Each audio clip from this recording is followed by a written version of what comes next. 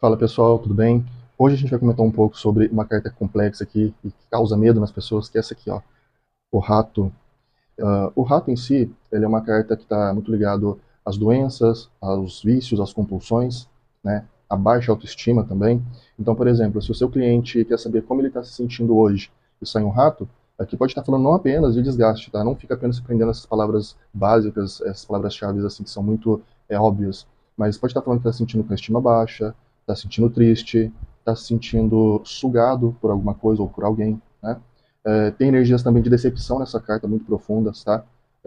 Fala aqui de algum tipo de prejuízo que essa pessoa teve, pode ser no âmbito afetivo, no âmbito financeiro, no âmbito interno, espiritual, enfim.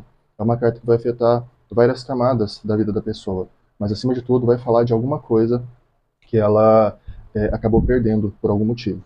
Dito isso, quando você encontra o rato no seu jogo, você tem que analisar o que ele está trazendo como diminuição na vida do consulente, ou até o valor, né, que aquilo está se perdendo na vida dele. Pode ser para bem ou para mal. Vou dar alguns exemplos aqui para vocês. Deixa eu pegar umas cartinhas aqui.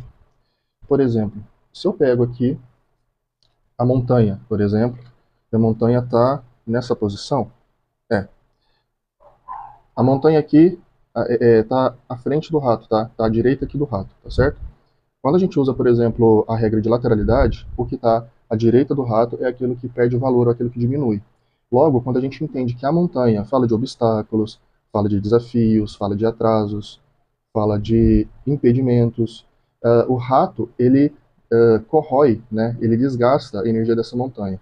Então, a mensagem aqui pode ser que, independente dos desafios que o consulente está passando, isso vai se deteriorar. Não vai ser rápido, tá? Porque a montanha, primeiro, é uma carta de estagnação, uma carta parada, uma carta que não traz movimento. E a gente tem o rato, que é uma carta de desgaste, porém é um desgaste recorrente, né, constante. É uma coisa que acontece aqui lentamente, mas que acontece. Então, independente da pergunta que você faça para o seu consulente, né, sobre o contexto, aqui está falando que algum desafio, algum tipo de montanha na vida do consulente vai ser destruída, mas que não vai ser do dia para a noite. Vai levar tempo, que vai ser uma coisa gradativa e lenta, até que essa montanha caia por terra. Entende a lógica?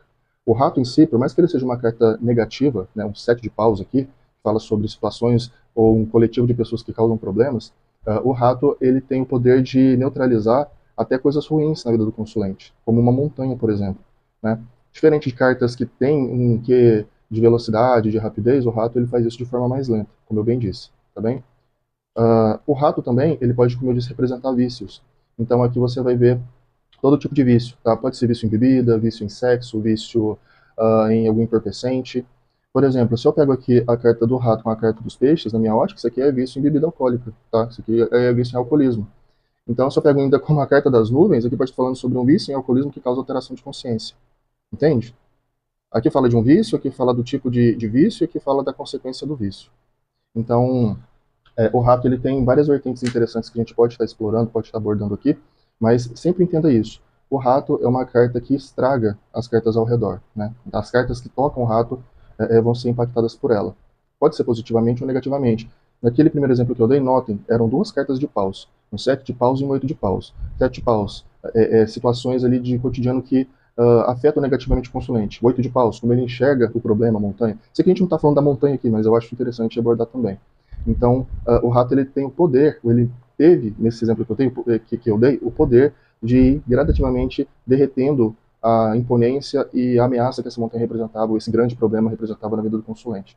Então, enfim, são alguns exemplos interessantes aqui que eu estou deixando para vocês olharem fora da caixa, o rato não ficar apenas apegado a desgaste, perda, roubo, prejuízo, que são as palavras-chave mais comuns que as pessoas usam, tá? O rato ele é muito maior, muito mais amplo em termos de significado do que as pessoas pensam. Então, quando você vai estudando, vai se aprofundando e vai também experienciando isso nos seus jogos, nas mesas, você vai aprendendo tanto com suas aulas, os cursos que você faz, quanto com as suas experiências na troca com o consulente, tá? Dito isso, esses foram alguns exemplos que eu dei, tá? Espero que você tenha achado interessante. Se gostou desse vídeo, deixa um comentário, like e se agradou, eu faço mais vídeos depois, tá? Um abraço aí a todos e valeu!